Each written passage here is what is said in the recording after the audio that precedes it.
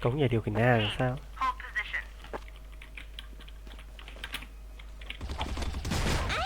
Chỉ 60. Điều khiển A.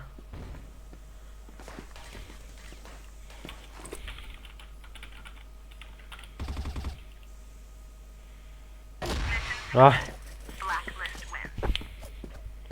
Mình tưởng nó vẫn ở trên cống cơ.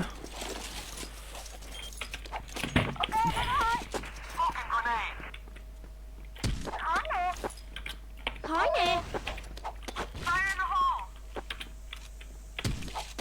Win. Phải win. Bây giờ tôi giữ được mạng thôi là sẽ thắng ấy mà. Bạn nè, né đi.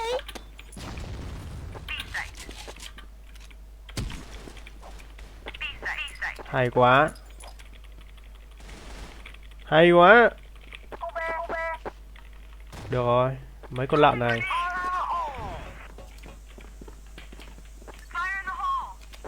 Đã đặt bom ở khu B.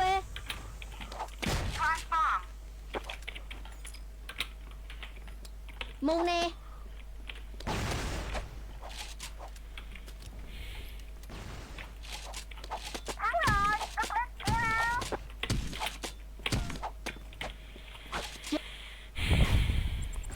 Bốn điểm nữa.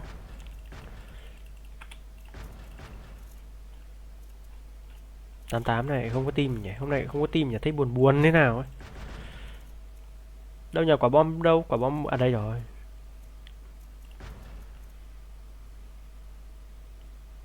Ngon đấy. Nhỉ, ngon đấy. Ý. Được anh em ạ.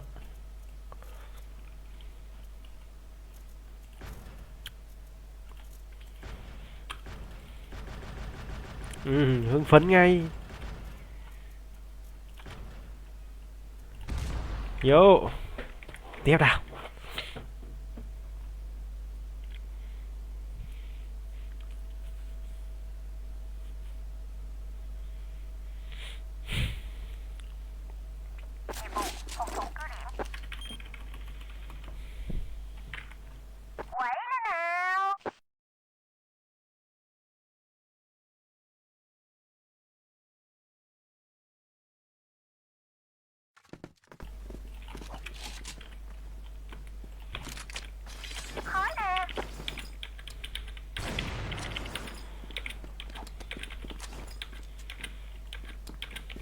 Tay đẹp ấy.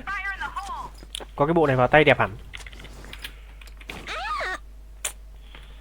Đổ chạy hết sang A rồi. Mid 1. Toang ấy, không bắn snip là toang ấy. Thôi phải lên snip rồi. Mình chưa test được khẩu này rồi.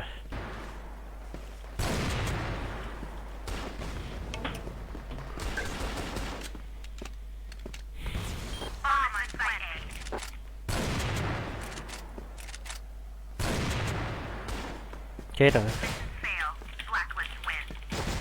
Bắn gấu nhờ, thằng nào giết mình này, Tây Môn Khánh à. Được đấy.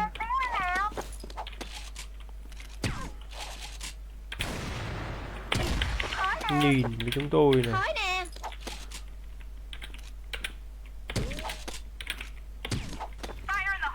Lựu đạn, né đi.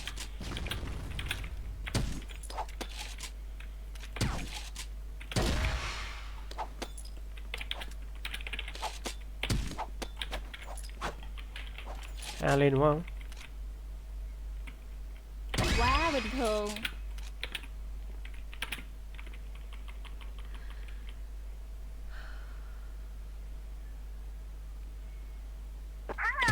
Đây.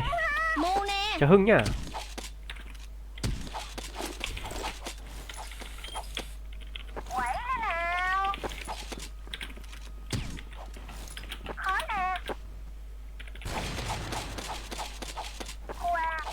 Ném khói hay. Khói nè. A lên đấy. Tốt.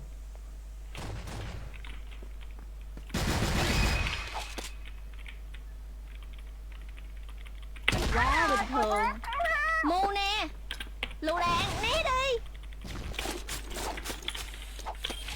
Lại phải lên snip. Cứ phải để anh lên snip. mới trị được mấy thằng này. Úi giời. Khói nè. Đồng ý. Võ mồm. 1B.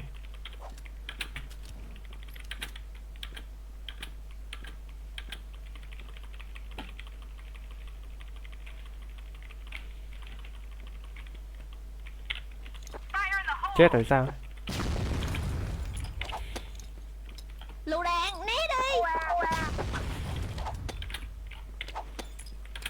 Mù nè.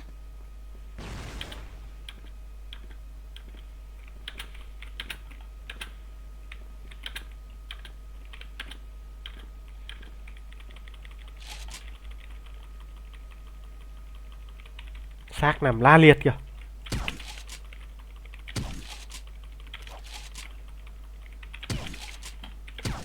Không có. Rào lia rồi.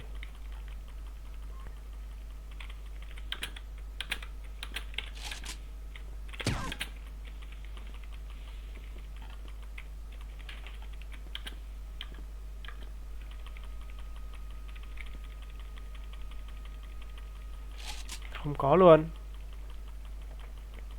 Mẹ lại phốt mít gần. Mẹ bố tiên sư nhà mày. Rào không có, hành lang không có, xong nó báo mít gần. Trốn đâu không biết.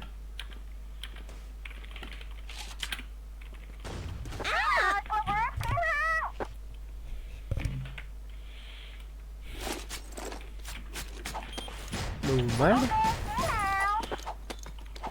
Báo hết hành lang cho đến mít gần ạ. Khói nè. Rào hành lang xong mít gần. Thế thì đọc luôn cả map đi cho nó nhanh. Đủ má.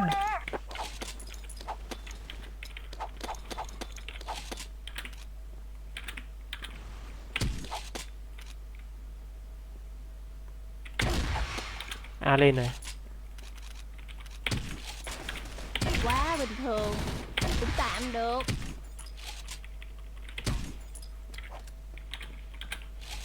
Có ma nè. Thật kỳ diệu. Lựu đạn, né đi. Mù nè.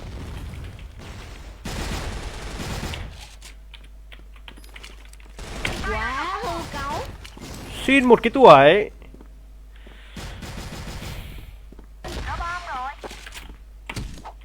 Xin một cái tuổi.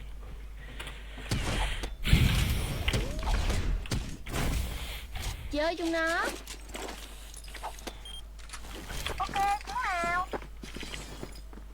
Khói nè. Lựu đạn nè, né đi. Trời ơi, quả bom đẹp không? Đầu má hỏng rồi.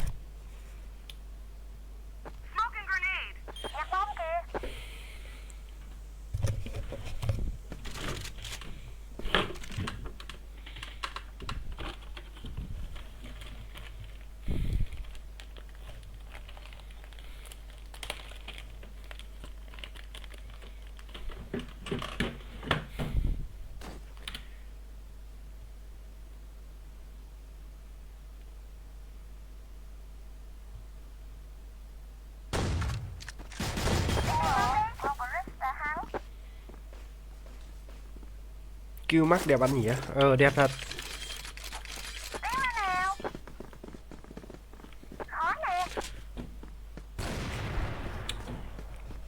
Đeo tai nghe nhiều, đau tai quá.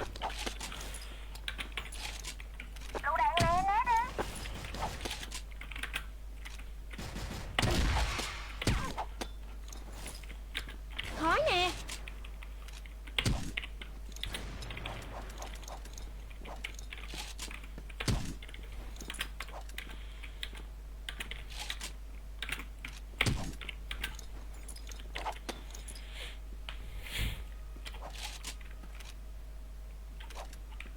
Toang rồi, không đẩy được rồi.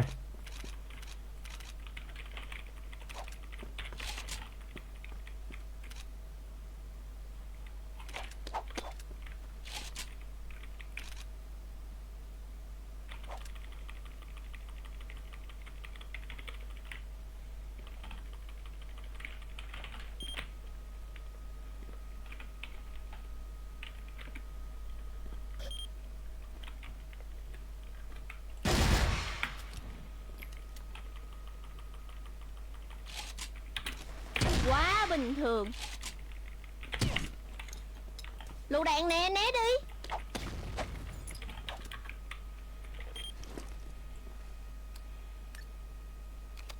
Đã đặt bom ở khu B.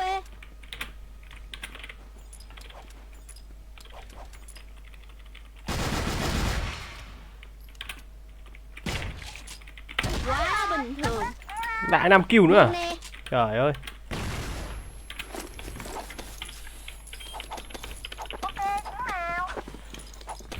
Ở đâu ra đấy bạn à? Súng mới ra đấy bạn. Ôi giời ơi. Kill mắc của súng mới ra mà. Khó nè. Bạn chắc là bạn lại phải khô máu phát nữa rồi. Gầm một. Mẹ tôi nằm xuống là thấy toang rồi.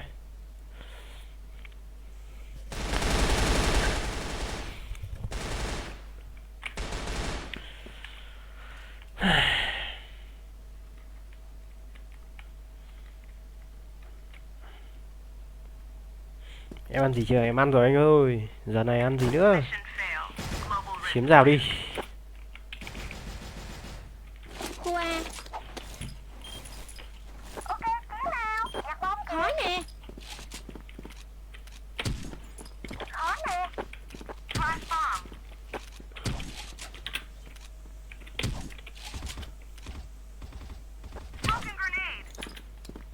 Mù nè.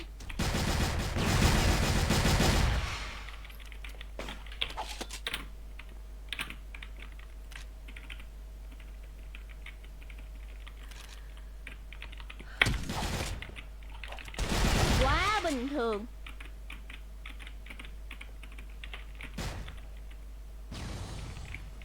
Cũng tạm được.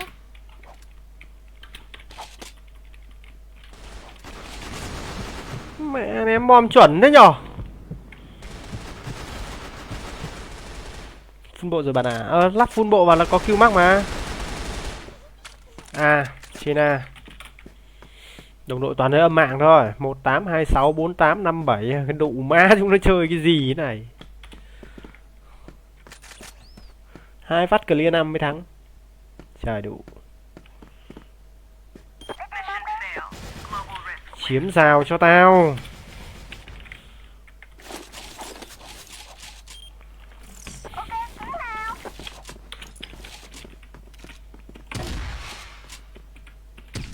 Mày chết đi mày.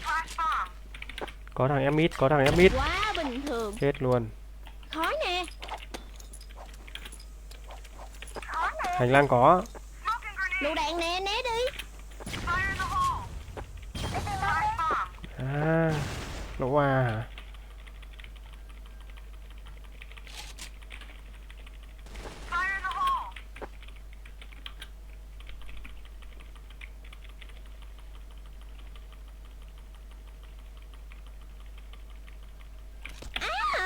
Khó thế, quả bom rơi khó vãi. Thua rồi.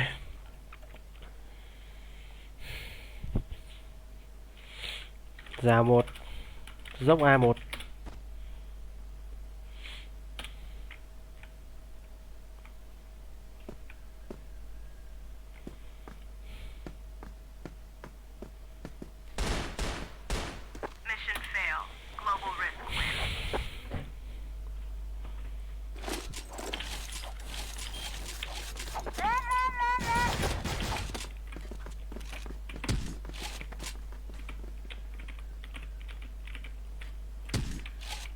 Tôi chết là team thua luôn á. Chắc chắn luôn. Khó nè.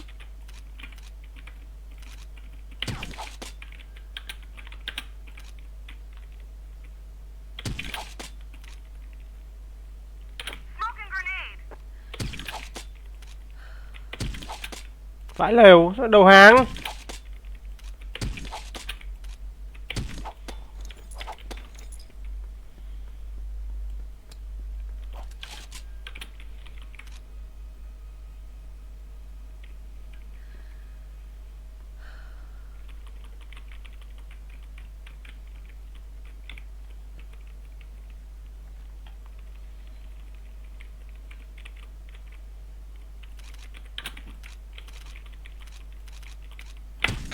Thôi, toàn rồi. À. A1.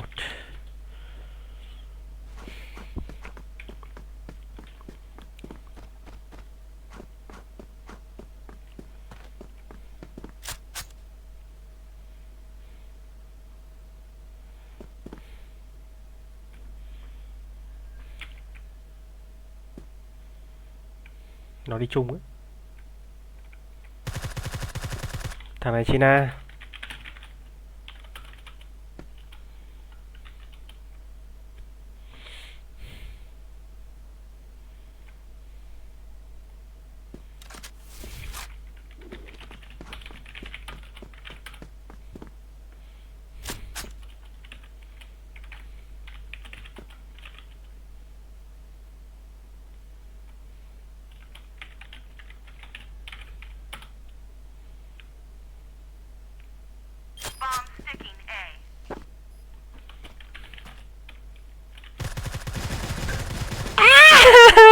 Đồ má. Thế mà thua cái định vậy. Thế thì chịu rồi. Nó sang B thật đấy các bạn. Bán thế thì chịu, con lạy bố đấy. Chết cười. Run, chắc thanh niên run, xử lý 1v1 không được. Run.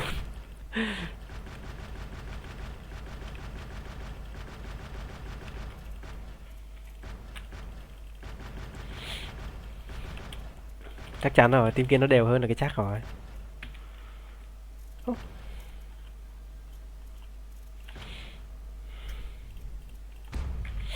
Buồn cười thế chứ. Gánh 20 mấy kill rồi vẫn thua. Thế thì chịu.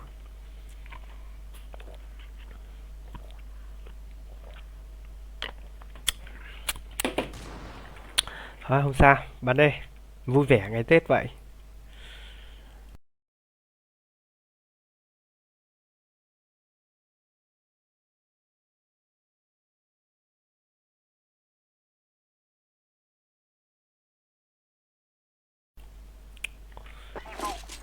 Bắn zombie đi anh nha, zombie anh nha. Không muốn bắn mấy nhở? Không muốn bắn đấy.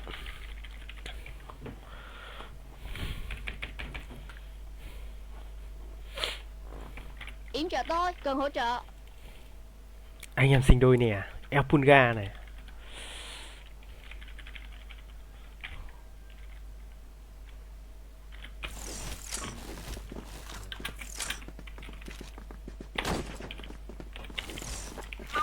B luôn.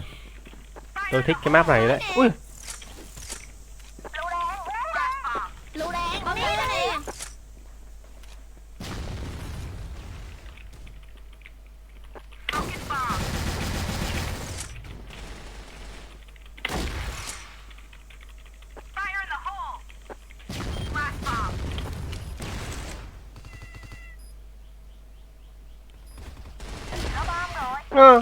Gỡ được ấy. Bịp thật. Yểm trợ tôi.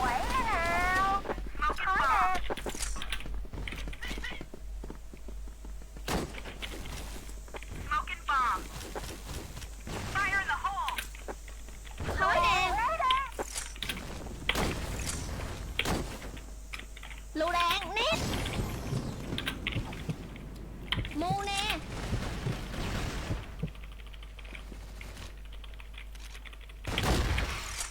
Bom rơi này.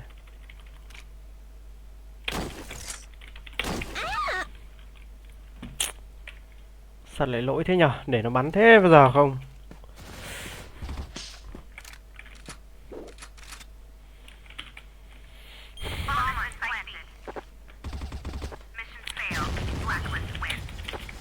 Vào B luôn anh em ơi.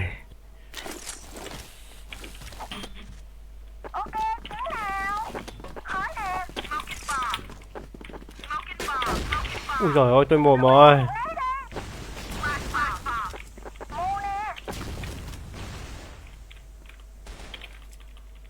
Khói nè. Lựu đạn, né đi. Mu nè.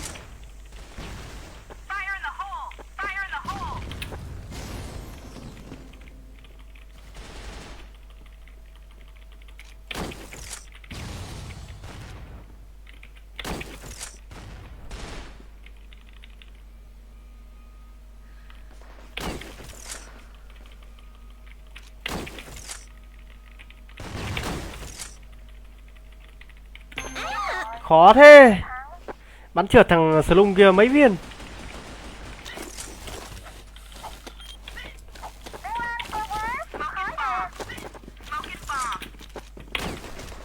Trời ơi, thằng này bắn rát vãi.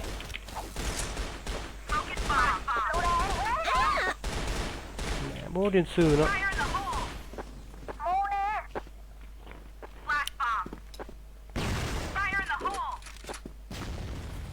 Phải lấy M200 vào bắn nó mới được. Để nó giạt láo quá.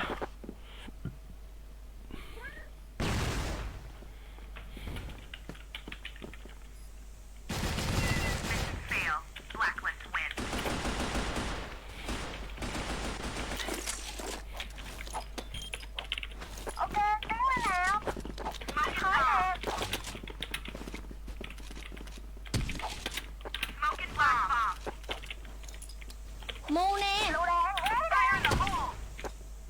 Lựu đạn né đi.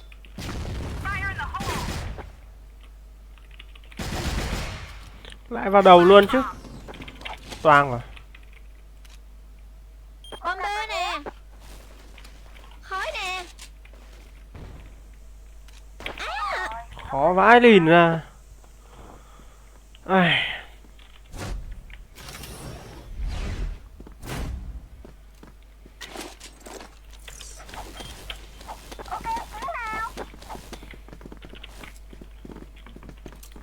Khói nè. Lựu đạn nè nè. Vào bên luôn đi. Bê. Đi đâu đây?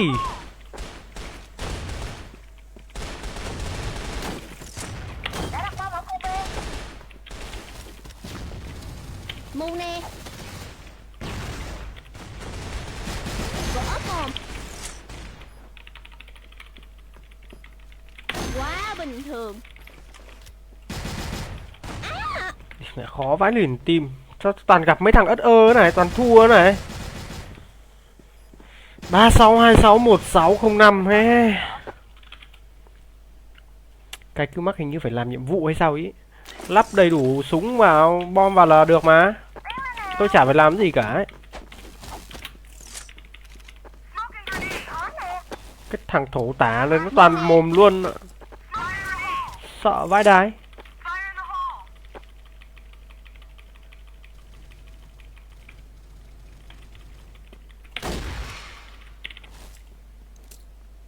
Khói nè. Đặt luôn bom đi. Đặt bom mà.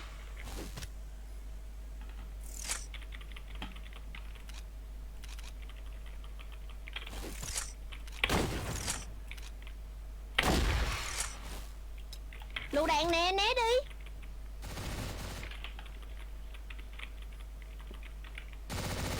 Ôi thôi, chết rồi. Hai thằng nó vào.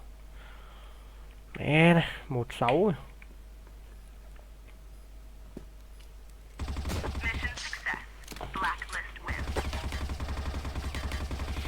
Toàn gặp mấy ông thần này, chơi sao anh em?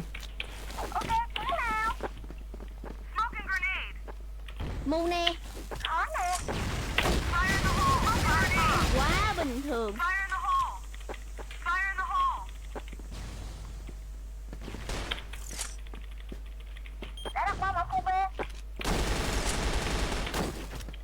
Còn thế sao? Khói nè.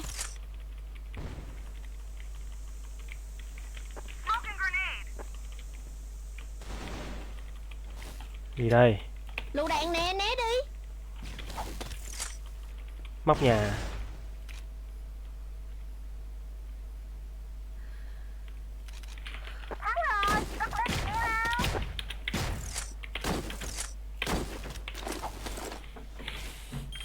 Khu B. Khói nè. Lựu đạn nè, né đi.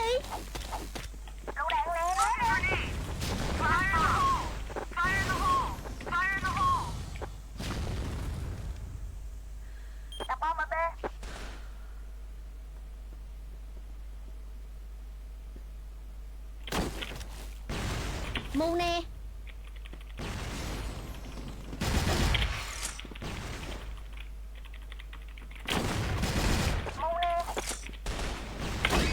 bình thường. Cửa sổ. Gì thế? Rồi, tí chết. Qua. Một thằng canh Nga đấy, team nó có một thằng canh Nga đấy.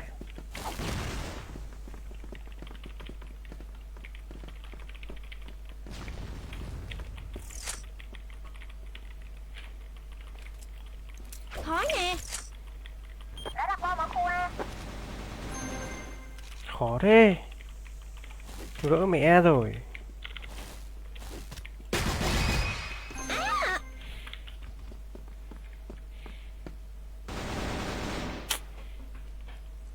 Vào chết sạch chứ. Team khó quá. Sau 2 trận rồi gặp toàn team ngáo đấy. À đủ mà. Bắt đầu cảm thấy khó chịu không hề nhẹ rồi.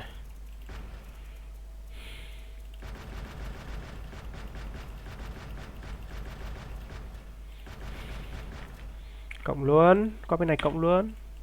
Ngon. Có team luôn. Có team 88 luôn này anh em. Đi 88 tí nhá.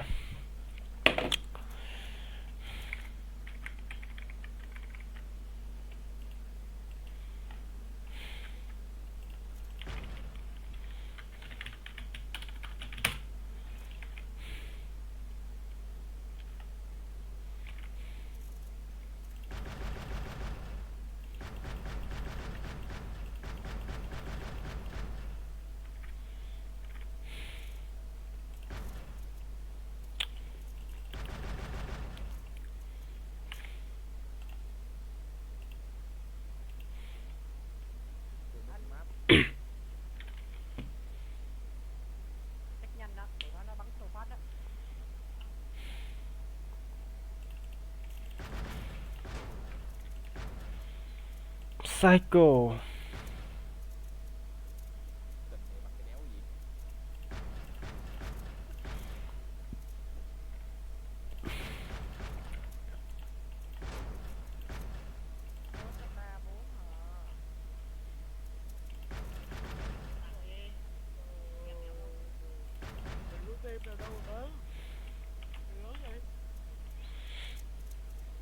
Bắn team này chắc là test súng tí. Test súng tí cho vui.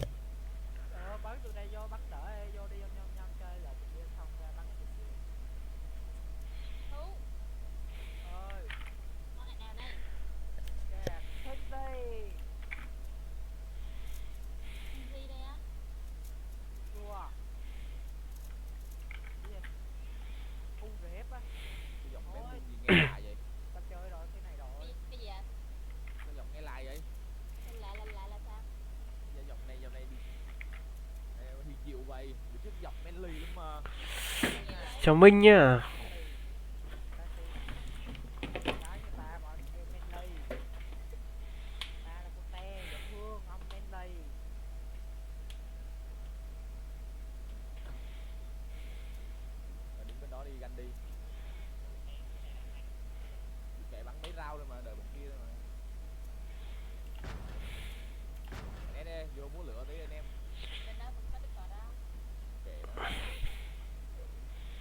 Linh cho tôi xin lót lan đi về Linh.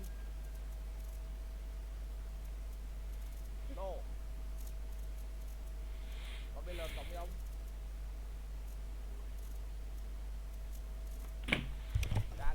What does this say about Robin? In other words, done with all Howard, of you. this is a motivating device for Robin. I have to go in and hug Robin. no, Is that wait a second. okay? If Robin hired, I don't want to have anything to do with if you. Robin had screwed you up. employees, in other words, and a lot of the employees couldn't work with her, would it be they said she could recognize why, or she would always think it was their fault? Well, you know, Yes. Yes, what? Yes. They would She would always think it was their fault. That's part of that syndrome. And so it's a good thing that it is the Howard Stern show, or else there would be no show because Robin would fire everyone. I have always said to you, you are the diplomat here, and It's you good. know that. So what are we going to do about you? Are She's you gonna happy Imus has cancer. Are you going to seek? I'm not happy that Imus has cancer. She doesn't care about it. I did question myself later in the day. I said, why don't I have any sympathy for him? You don't want The to see answer is anyone 'cause you're go through great. that? No, it wasn't because I was great. I said I probably should be able to find some sympathy in my heart somewhere That's for her him. healthy self talking to herself. But she can't find it. No, she's in there. She's somewhere in there. I could muster it up. Yeah. Robin, you can't. You're I'm at 34. So well. You're 34. I am so well, Howard, because I had that conversation with myself. Dr. Young, tell me about people like Robin. This is very rare. Should we all leave? You really should study her. Tell me about her. We sit here through your It's crap. very rare, but also, Howard, the positive aspects of narcissism Thank that you, she there are scores high on positives. may make her a good leader to some Right. extent, right? High on authority, high on self-sufficiency. But I'm talking about Robin's life now. Because of this high narcissism, there is going to be tremendous lows. There are going to be No, I don't things that have she can't. tremendous lows, There's going to be darling. things that she can't understand. She Like doesn't understand what? why things sometimes go wrong. She doesn't understand Drew, how if you others shake your feel. head one more time, you're out of At here. least I'm not saying yes. If they're not watching on TV, they can't see Drew it. and I, no. He's coaching I'll give you an Do example. you have an earpiece that you're leading? Robin and I You're- went to you're dinner giving recently. him. Oh my God! Robin and I went to dinner recently, I'm gonna. and I said to Robin, "Would you order the wine?" And I said, "Why are you putting me in this position?" No. And she said, "Okay." And she I didn't say And she okay. ordered an $800 bottle of wine. That'll show you, and you'll never ask me again. Dr. Young, you're laughing. Drew fell on the couch. And then watch, there's Drew 3 more paid. bottles are Howard paid, open. right? I paid, and I paid for 3 bottles, Well, I didn't order all $2,400. 3. Okay. I told them to go to him after the first one. Is this a sign of her own narcissism that she couldn't relate or have empathy for others? I think there's some anger there. Anger. Oh, stop it with your anger. I thought so too. He put me on the spot. That was the feeling. I put her on the spot. I did something nice, No, and I put her on the didn't spot. want to do that. He no. So she Here's let you what know. happens. She let So you why know. didn't she say Here's no? what 'cause she had happens. to- I tried to She say had to, no. Shiv. No. You weren't there. You don't know how it went down. Drew says that you got to give me the shiv. No, here's the deal. They come in here and they pick on me. Yes, I see that. And they say, Robin, you're now a wine expert. And I'm like, look, I just like wine. I like tasting wine. I've grown to know a little bit about Okay. wine. Call myself no expert. Then we're in the restaurant. He goes, so you pick the wine. So I'll show you. So there's the anger. Hold on, Dr. Drew, can I interrupt? I was there. No, you can't. There was no passive-aggressive move on Howard's part. Howard, say, Robin, you know that wine. Why don't you pick it? I was being excuse nice. me, Howard, who does everything right in Gary's eyes, except when he's No, talking about you. You called yourself Because I'm not a narcissist like you. wine connoisseur. That's what I you said. never did. Now, Yes, you Gary had a strangely low narcissism scale. Gary's a very healthy guy. Let me Well, tell I'm you not healthy. something. See, No, he's not healthy at all. He would go more towards. That's why he stays in that little cubicle all the time, never gets out of there, because he has no You don't know narcissistic Gary. energy. Gary is a devoted father. I believe Gary is the healthiest person on the show. Could be. And that's a sad thing. Well, the scale sort of shows that. What's my score? Okay, I'll read the scores as follows. Yeah. Robin, as it We've says talked here, about. scored off the charts. Which, like I Barry believe- Bonds, maybe Robin's on steroids. We've never seen these numbers before. I believe that these are all made up numbers. Dr. Young, when you did the research for the book and tested people for narcissism, I guess getting a Robin is great because it's almost like finding the Babe Ruth of narcissism. The Holy Grail. It's the Holy Grail. It is the Holy Grail. when we do you started want the book, to do you want to investigate her? we started the book with we thought look forward to one thing and one thing only, and that was coming in here and revisiting our master. Right. Did you write specifically about Robin in the new book? A little bit. You did. Oh, no. I got to get this book now. What did you say in the new book about Robin? Well, again, I think we just talked a little bit about. Did you identify me? Yeah, but God. based Get a on your- lawyer. It was anything Based on your autobiography, right? Based on the Right. autobiography, we Yes. talked about the trauma in the background and things like that. Just what you wrote. But you're right, though, in the sense that, it could be positive because my sister knows Robin and she looks up to Robin. She wants to be like Robin. Yeah, Robin is. She really. Oh, boy. She does. She admires her. I'm getting But so see, sick of I mean, this. then she, 34. all the qualities you're talking about. A high score. Now you're downing a high score. I'm downing this high score. All right, let me give you the But all the numbers. qualities you're talking about, my sister admires her. Look, if we were in a war right now, I'd want to follow tell Robin. Right, well, that's what she said. She would feel invincible. Yes, She would and make great Robin decisions. is very good with me when we get into trouble and stuff. Oh, She's yeah. very definite. Oh, yeah. Listen, Robin's a great person, but Yes. I'm worried This is about for the her. Robin For her. her. Yeah, for her, not for the show, not Yeah. for the leadership. Forget, no one's following her anywhere. What I'm saying is, I'm worried about her life. Yeah. The quality of her life. Look and at she's- Dr. Ronnie. She's and her scared. failures in life. Ask Ronnie. Ronnie's with me all the time. Ronnie should be tested as well. The fact is, We're two narcissists probably together. 38. So I'll tell you something. What I worry about is the things that upset Robin that she can't work out in life. Like what? I'm not going to get into it here. But there That are was a very things. serious Why don't moment. you know what? He's such an asshole. No, I'm because not. he never talks to me. He has nothing on his mind. He's making this. No, up. I'm not. Something interpersonal? That's true. You should. If you're going to say this on the air, you should talk to him. me, and he won't. I'm not because comfortable talking to you. What is your problem? I'm scared of you. A 34 in the room with a 15 is rough. You need help. Like even Robin, Trust me, he's not a true 15. after Sully, the pilot, after God. he That was unbelievable. when Sully you know what I mean by Yeah, Sully? yeah, the guy who USAR landed the guy, plane. yeah. Robin got on there and said Sully's not a hero. Now, is that because she can't stand sharing the spotlight with Sully? What was your thinking? I simply said he was He's doing doing his his job. job. Yeah. So if Sully worked for her, Let, she let owned the Dr. Drew airline. speak. Go ahead. You know, I'm trying to follow my instinct on where that goes. Yeah, it's.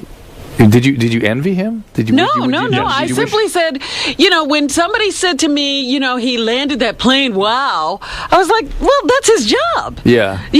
When they say he walked through the plane 500 times to make sure everybody was off, then that's heroic. But he did the job exceptionally, though, right?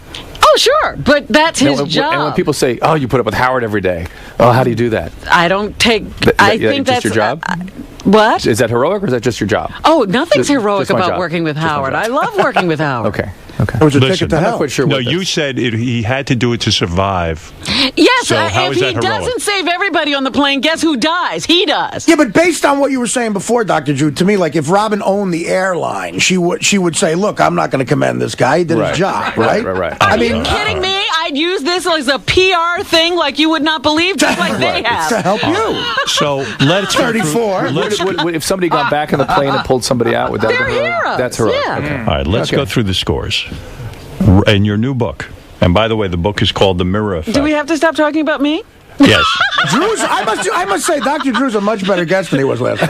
You're enjoying him this time. We're going to get to you. Dr. We're Drew, going to get to me. Dr. Drew Pinsky's book, The Mirror Effect, is I in don't like stores this now. book. Dr. Drew, what does it say about you? You're a doctor. You're a well-grounded guy. And have Did to you be take on the- TV with your Right. practice. Did you take the I test? did. And how did you score? Was I like a 15 or 16? Was I? Yeah, you were 16. 16. So just He a little knows bit the of Howard. answers too. See? All right. Right. And- So and Robin average- tested the average. highest. And in fact, is distinguished in the fact that no one has ever tested higher than her. What's a good score? What would be you're saying Americans in general are Right. narcissistic. What's a Yeah, see, I think that's the European problem with this. score or what's There isn't a good or a bad score. These are just sort of qualities that people have. And like I said, in battle, if you were a fighter pilot, I would want you to be my pilot. A person as high in score as Robin, probably it would be difficult to treat her, and I'll tell you why. She, because of her narcissism and thinks she knows so much and needs to almost be the doctor in the room, that it would be almost impossible to get through to her and to get the defenses down. For her, her to take responsibility for things that happen in her life would be very painful. You would need Freud himself. You are so not talking about me. She's I almost take responsibility for everything. Well, people would argue that narcissists are untreatable. Yes. I don't believe that. And I you've don't sort of either. been through that. But your Robin is experience. so high, she might be untreatable. Is that correct? Well, why do you want me to go back to treatment? Because what are we going to do with you? We got nothing else to do. You know what, Doctor? It seems like the kid, not to use a movie, I don't but waste my time. the kid in Good Will Hunting, that's a narcissist, right? Did you see that movie? Yeah, I can't That's an remember. example of a narcissist, Matt Damon. Right. So he found a guy, to treat a narcissist, you'd almost have to find the Robin Williams in that movie, like a guy that they ultimately respect, and that's the only way they can be Yoda, treated. right. Right, Yoda, right. No, it's more, in my experience, it's more that it's very much like treating an addict. There has to be some crisis that motivates an absolute need for change. Oh.